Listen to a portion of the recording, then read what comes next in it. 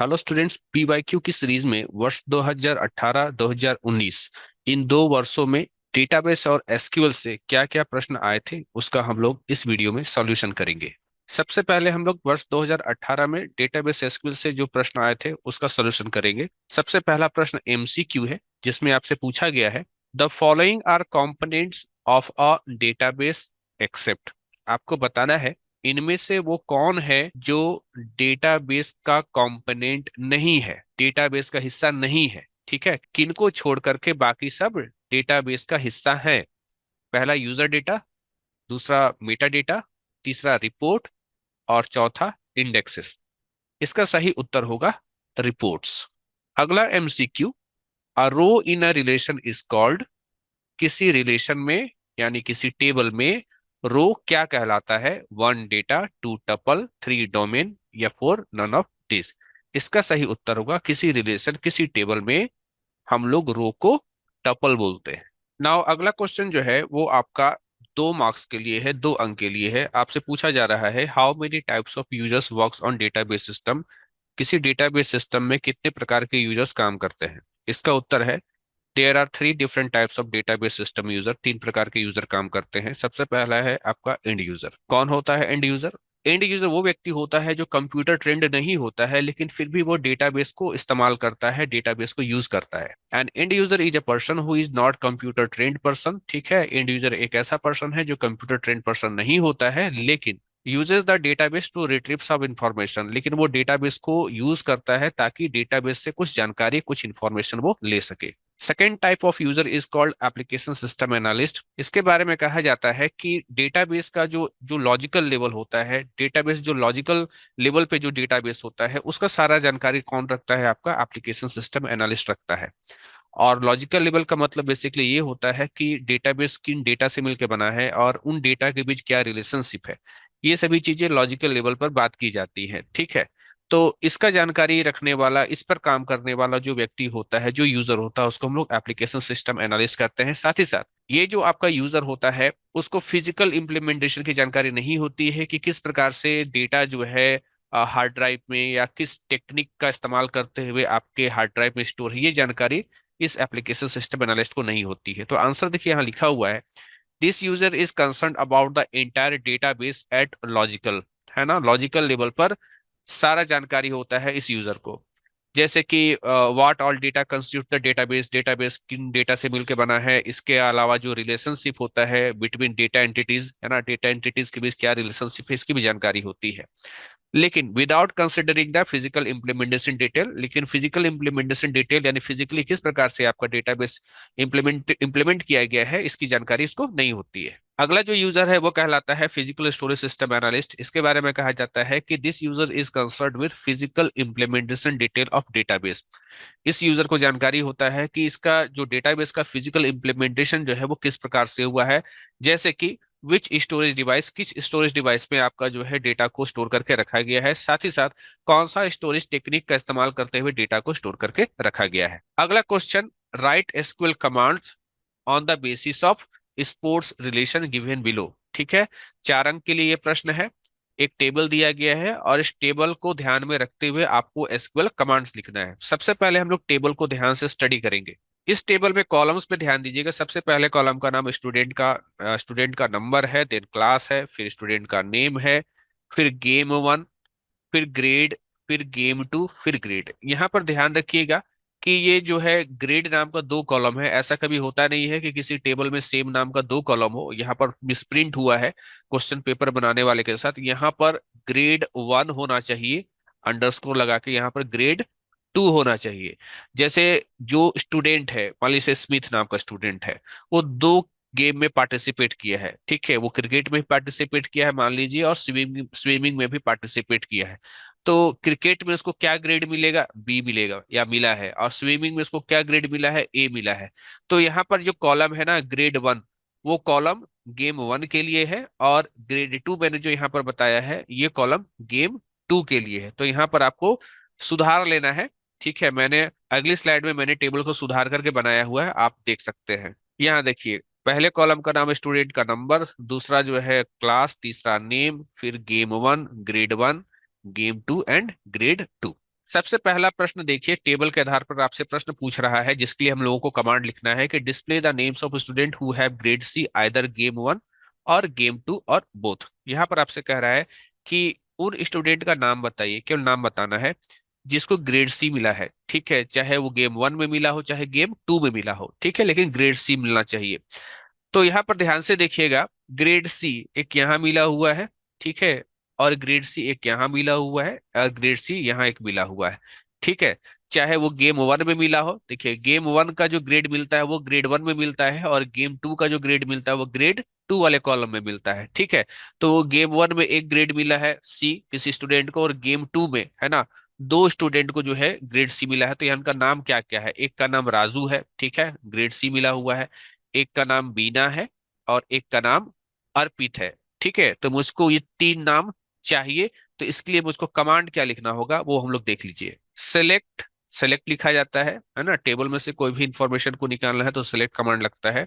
Select name, ठीक है, name आपके कॉलम का नाम हो गया, कहाँ से, फ्रॉम स्पोर्ट्स, स्पोर्ट्स आपके टेबल का नाम था। कंडीशन लगाने के लिए वेयर लगाते हैं, where grade one equal to C और grade two equal to C. चाहे तो उसको जो है ग्रेड वन में जो है सी मिला हो, चाहे उसको ग्रेड टू में। ठीक है, तो ग्रेड वन का मतलब हो गया गेम वन का ग्रेड, ठीक है, गेम वन का ग्रेड, और ग्रेड टू का मतलब हो गया गेम टू का ग्रेड। तो ये हो गया कमांड। अगला प्रश्न पढ़िए, display the number of students getting grade A in cricket. यहाँ पर कह रहा है कितने स्टूडेंट है जिनको क्रिकेट में ग्रेड ए मिला है। ठीक है, क्रिकेट में ग्रेड ए मिला है, आपको काउंट करना है, गिनना है। आ जाइए, क्रिकेट में ग्रेड ए है ना, तो क्रिकेट तो यहाँ भी है लेकिन यहाँ पर ग्रेड ए नहीं मिला है। क्रिकेट यहाँ है, यहाँ पर ग्रेड मिला है। ठीक है, इधर गेम टू में भी आ जाइए, यहाँ भी क्रिकेट है और यहाँ पर भी इसको ग्रेड ए मिला है। तो कितने स्टूडेंट है, ठीक है, जिनको क्रिकेट में ग्रेड मिला है। ठीक है, अब क्रिकेट गेम वन में भी हो सकता है और गेम टू में भी हो सकता है। ठीक है, तो दो स्टूडेंट है।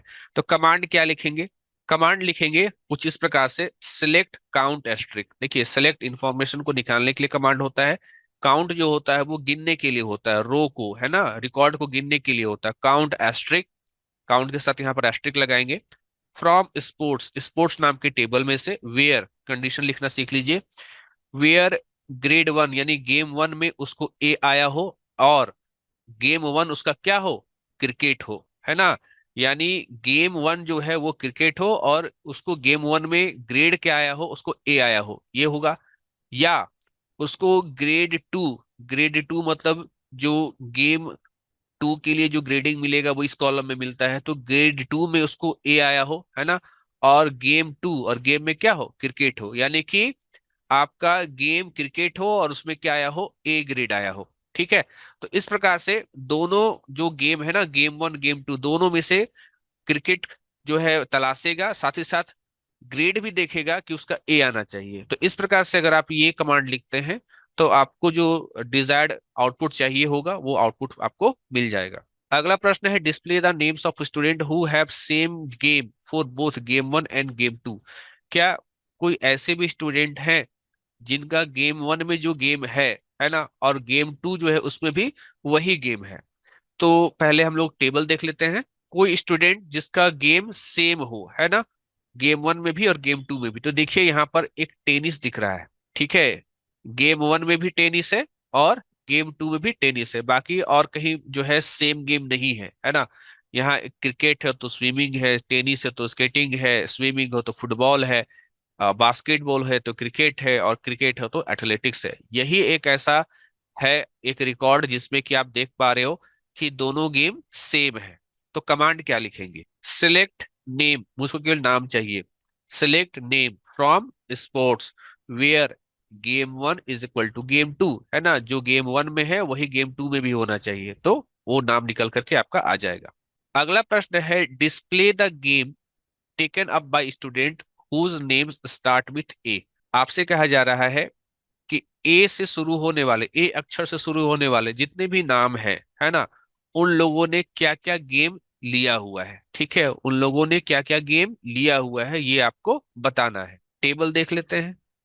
तो ए नाम वाले दो ही हैं, एक अंजना है और एक अर्पित है। तो इनका गेम बताना है, तो बास्केटबॉल बताना है, क्रिकेट बताना है, क्रिकेट बताना है और एथलेटिक्स बताना है। ठीक है, तो कमांड क्या होगा देखते हैं। Select game one comma game two, ठीक है, मुझको तो दोनों गेम चाहिए। फ्रॉम कहाँ से? फ्रॉम स्पोर्ट्स, या स्पोर्ट्स का स्पेलिंग थोड़ा सा मिस्टेक हो गया है। फ्रॉम स्पोर्ट्स, स्पोर्ट्स नाम के टेबल में से वेयर, जहां की नेम लाइक, लाइक जो होता है ऑपरेटर होता है जिसके जरिए हम लोग पैटर्न मैचिंग करवाते हैं, ठीक है।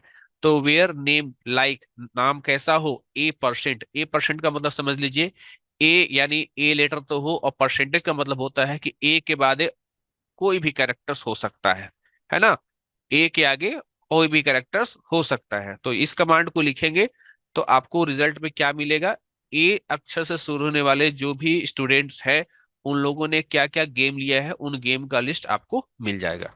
नाउ अब हम लोग 2019 के प्रश्न पत्र में से डेटाबेस एंड एसक्यूएल के प्रश्नों का उत्तर देखेंगे। प्रश्न आपका पूछा गया है, what is the role of database administrator in database system? किसी डेटाबेस सिस्टम में डेटाबेस एडमिनिस्ट्रेटर का क्या रोल होता है? इसका उत्तर होगा, डेटाबेस एडमिनिस्ट्रेटर्स, जिसको हम लोग डीबीए कहते हैं, ठीक है, शॉर्ट में डीबीए कहते हैं, तो database administrator's primary job is to ensure that data is available, protected from loss and corruption, and easily accessible as needed। Database administrator का प्राइमरी जॉब जो होता है, मुख्य काम होता है इस चीज को इंश्योर करना कि डेटा जब जरूरत हो वो अवेलेबल हो, प्रोटेक्टेड फ्रॉम लॉस, है ना, लॉस ना हो जाए अचानक से, इससे वो उसमें सुरक्षा प्रदान करवाए, ठीक है। एंड करप्शन, मतलब डेटा जो है लॉस ना हो, करप्ट ना हो जाए, उससे प्रोटेक्ट करना। And easily accessible as needed, और जब जरूरत हो तो आसानी से वो एक्सेसिबल हो, आसानी से डेटा को मुहैया कराया जा सके, ये आपका प्राइमरी जॉब होता है डेटाबेस एडमिनिस्ट्रेटर का। Some of the chief responsibilities that makes of the day to day work of DBA, यहाँ पर कुछ रिस्पॉन्सिबिलिटीज हैं जो कि रोजमर्रा यानी कि डे टू डे वर्क में डीबीए को करना पड़ता है, उठाना पड़ता है इन रिस्पॉन्सिबिलिटी को। पहला, सॉफ्टवेयर इंस्टॉलेशन एंड मेंटेनेंस, ठीक है, सॉफ्टवेयर का इंस्टॉलेशन और उसका मेंटेनेंस, ये जॉब होता है डीबीए का। Data extraction, transformation and loading, ये वर्क जो करना होता है ये डीबीए का रिस्पॉन्सिबिलिटी होता है। डेटाबेस का जो बैकअप लेना हो और डेटाबेस का जो डेटाबेस में से डेटा का जो रिकवरी हो, ये डीबीए का जो है काम होता है। सिक्योरिटी प्रोवाइड करना डेटाबेस में, ये डीबीए का काम होगा, और ऑथेंटिकेशन प्रोवाइड कराना, ये भी डीबीए का काम होता है। अगला प्रश्न 4 अंक के लिए, यहाँ आपको फिर से एक टेबल दिया गया है और इस टेबल के आधार पर आपको कमांड लिखना है, ठीक है।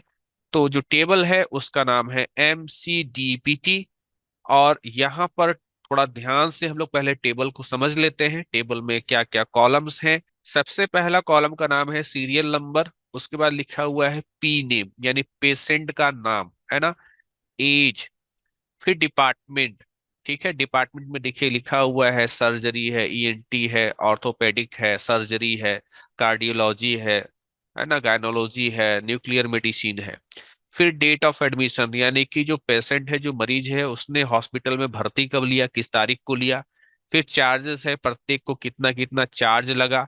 फिर उसका जेंडर है, उसका सेक्स है कि वो मेल है कि फीमेल है, ठीक है। तो टेबल को आपने समझ लिया। अब इसी टेबल से कुछ जो है आपको सवाल पूछे जाएंगे और उस सवाल के लिए आपको कमांड लिखना है। सबसे पहला आपसे पूछा जा रहा है, to show all information about the patients of cardiology department, cardiology department में जितने भी मरीज है उसका इंफॉर्मेशन बताइए। तो बड़ा इजी है, यहाँ पर सबसे पहले सिलेक्ट लिखिए। एस्ट्रिक, एस्ट्रिक का मतलब ये होता है कि उस मरीज का सीरियल नंबर भी चाहिए, पेशेंट का नाम भी चाहिए, एज, डिपार्टमेंट, डेट ऑफ जो है एडमिशन, और आपका जो है चार्जेस और सेक्स, ये सारा कुछ चाहिए। तो इन सारे कॉलम के लिए हम लोग एस्ट्रिक लिखते हैं, ठीक। तो सिलेक्ट एस्ट्रिक फ्रॉम MCDPT, ये टेबल का नाम है, where department is equal to cardiology, ठीक है, मुझको केवल कार्डियोलॉजी डिपार्टमेंट के मरीज का डिटेल चाहिए। अगला प्रश्न, to list the names of female patient, ठीक है, फीमेल पेशेंट का नाम चाहिए, मेल का नाम नहीं चाहिए, केवल फीमेल का चाहिए। Who are in gynaecology department, ठीक है, तो गायनोलॉजी डिपार्टमेंट का संबंध ऐसे भी फीमेल से ही होता है।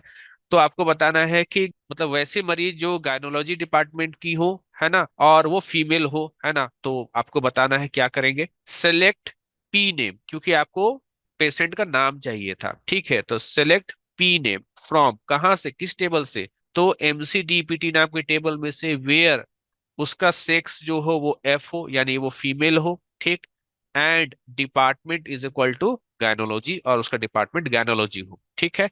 आइए टेबल से समझते हैं क्या क्या नाम यहाँ पर बताया जाएगा। सबसे पहले गायनोलॉजी, देखिए यहाँ पर एक गायनोलॉजी है, और तो कहीं है नहीं, और इसका नाम क्या है, बीवा, है ना, और ये क्या है, ये फीमेल है, तो केवल एक नाम जो है सिलेक्ट होकर के आएगा।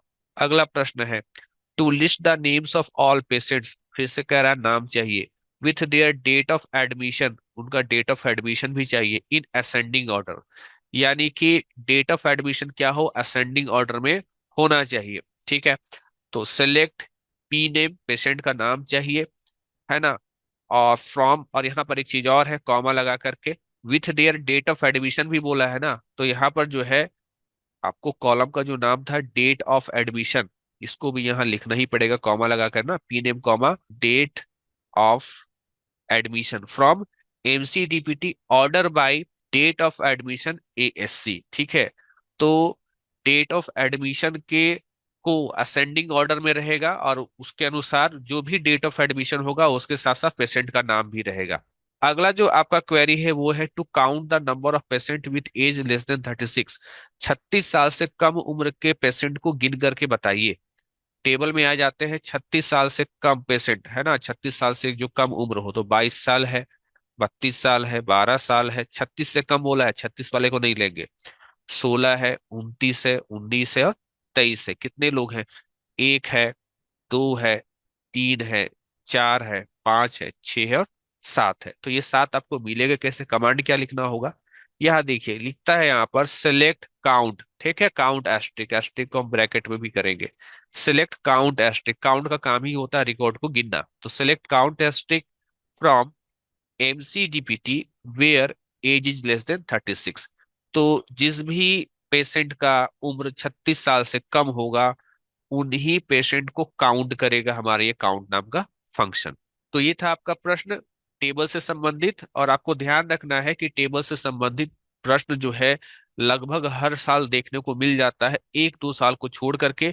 तो आपको जो है कमांड लिखना आना चाहिए, ठीक है, कमांड की जानकारी होनी चाहिए, अच्छे तरीके से कमांड लिखने का प्रैक्टिस कर लीजिए, क्योंकि ये क्वेश्चन भले पिछले सालों में ये 4 अंक का पूछा जाता था, लेकिन प्रबल संभावना है कि इस साल जो एग्जाम होगा आपका 2024 में, तो ये प्रश्न 5 अंक के रूप में पूछे जा सकते हैं।